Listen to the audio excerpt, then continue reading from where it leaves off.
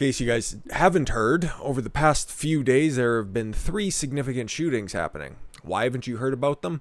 Well, if you take a look at the people who have been shot, they can't really be politicized. If you look at the shooters themselves, they don't quite fit the right demographics in order for the media to politicize the shootings themselves, and they already have their next pet project out there in the form of voter suppression with the Georgia election reform, so they don't really need to bother pushing gun control too much because that just kind of fell on deaf ears thanks to Joe Manchin. But because the mainstream media isn't going to do the job that they're supposed to, I might as well fill in the blanks for you. So we got the one that happened last night in Orange County, California. As you can see here, this is a picture of the suspect, obviously a white man, Aminadab Galaxio Gonzalez. Yes, probably born and raised in Maine, right? Officials in Orange County, California identified a suspect in the mass shooting at a business complex on Wednesday night that left 4 people, including a child, dead. Ugh. So this right here is a mass shooting, okay? Anything over 4 victims, but unfortunately the other 2 are not. They're just horrific crimes of themselves. The preliminary motive is believed to be related to a business and personal relationship which existed between the suspect and all of the victims. So it's weird, right? Didn't know anything about the motive or no speculation in the Boulder, Colorado shooting. But not but a few hours after this one happened, they already have a suspected motive of this guy. Weird. Or you can be like the idiot Coomer shooter in Atlanta who will just flat out tell you, I did this because of my sex addiction, which personally I press X to doubt on, but not for the reason that the media would try to spin it as anti-Asian hate, which has also mysteriously gone up in fucking smoke. But anyways, this was not a random act of violence, she said, according to the local news outlet. The victims' names were not disclosed. Among those who died were a 9-year-old boy, 2 women, and a man. Obviously a sexist-based crime. Stop female hate. Stop misogyny. The suspect was identified as 44-year-old Aminadab Galaxio Gonzalez. Gonzalez remains hospitalized in critical condition. I hope he doesn't pull through. He was apparently wounded in a shootout with police, but officials did not rule out whether it was self-inflicted. So he also tried to take the coward's way out. Tried to take 4 people out. Well, he did take 4 people out, and then he just tried to make it an even 5. I can tell you that we haven't had an incident like this in the city of Orange County since '97. Amat said, who was the Orange County spokesperson. It is such a tragedy for the victims, their families, our community, and our police department. Well, considering they had a shootout, yeah. Amat did not elaborate on a possible motive, but they already outlined something. The preliminary motive was believed to be related to a business and a personal relationship which existed between the suspect and all of the victims, but didn't want to elaborate on the positive motive, or on a possible motive. I understand. Amat said the police officers had a difficult time entering the business park where the shootings occurred because both gates were locked from inside, reported CBS Los Angeles. I said it before in the previous videos we did on the other mass shootings. The only person who can stop a bad person with a gun is a good person with a gun. And this isn't Los Angeles, this is Orange County. It's a little bit easier to get a firearm, but it is also California, so Now we got to move to the other side of the country, where we have Virginia Beach police arrest 3 additional suspects allegedly connected to mass shootings. Oh, okay, so these are mass shootings as well. Jesus, I guess the main event is the only one that wasn't a mass shooting. So 2 black teens and a 35-year-old, obviously motivated by white supremacy, engaged in mass shootings at Virginia Beach. Last week, the latest arrests over the shooting incidents that left 2 people dead and at least 8 people wounded. Wow. Brought the total suspects taken into custody in relation to the violent crime to 6. Detectives executed 3 search warrants on March 28th with assistance from Virginia State Police and the Bureau of ATF. The alleged gunmen arrested on Sunday were identified in their releases as Gerald Scott II, 35 years old, Kamik Carrion Carter, 19, and Tyrese Smith, 18. All suspects are local residents, so it wasn't even people coming up for spring break. Thomas the sequel was charged with selling a firearm to a convicted felon, failing to perform a criminal history check prior to selling a firearm. Yeah, but my background checks, right? Really would have stopped this asshole from committing his fucking litany of felonies. Possessing drugs with the intent to distribute, and being a convicted felon with a firearm. that he also illegally obtained. Carter was charged with 3 counts of selling a firearm to a convicted felon, failure to perform a criminal history check prior to the sale of a firearm, and as well as possession of drugs with intent to distribute.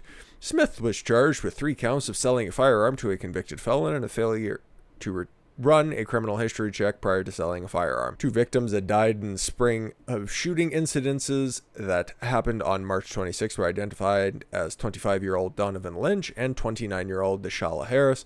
Lynch, a former college football player who reportedly the cousin of Grammy-winning musician Pharrell Williams, was shot by a local police officer. In the last of 3 separate shootings along with the city's popular oceanfront strip of hotels and restaurants, Jennifer Craig, a spokeswoman with the Virginia Beach Police Department, said officers responded to the pitched gun battle at a beachfront street party that found Lynch brandishing a handgun. The department also said that the separate independent witnesses corroborated that Mr. Lynch was in possession of a handgun. The body camera worn by the officer who shot Lynch had not been activated for unknown reasons. That guy's an asshole. If you have the body cam on your person, but it's not turned on, I'm sure that is a violation of something. This is the first time that I've encountered a situation where we had no body-worn camera footage. Virginia Beach Police Chief Paul Nagudate said in a statement Tuesday, adding that the case is being investigated. Both Lynch and the police officers who shot him are black. Uh-oh. That's why you didn't probably hear about this, even though it is a high-profile person, somebody connected to Pharrell Williams. Like, if this was early 2010s, it probably would have been a much larger story, but in total, this entire story is, it should have just been completely and utterly avoidable. In total, 10 individuals were injured by gunfire, 2 of which are deceased, according to a police statement. Also, at some point during these 3 incidences, a Virginia Beach Police Department officer was struck by a vehicle and transported, so guns weren't enough. So you had to invoke the truck of peace. How wonderful. And transported to a local hospital. The officer has been treated and released, thank God. 3 suspects that were previously arrested in connection to the weekend shootings, are identified as Amor Jeree Adams, 18, Niquez Trayvon Baker, 18, and Devin Maurice Dorsey Jr., 20 years old. What is with these 20-year-olds and 30-year-olds hanging out with 18 and 19-year-olds? Bunch of fucking weirdos. And as you can guess, a bunch of white guys as well. So whenever you can't properly politicize the people who are doing the shootings, committing the crimes, it just gets swept under the rug, okay? And especially if the police officers that are injured are also black, what can you start blaming it on, okay? And it wasn't exclusively firearms that were being used. Obviously, there was a police officer cruiser that was commandeered and one of the officers was run over. Do we have a gun problem?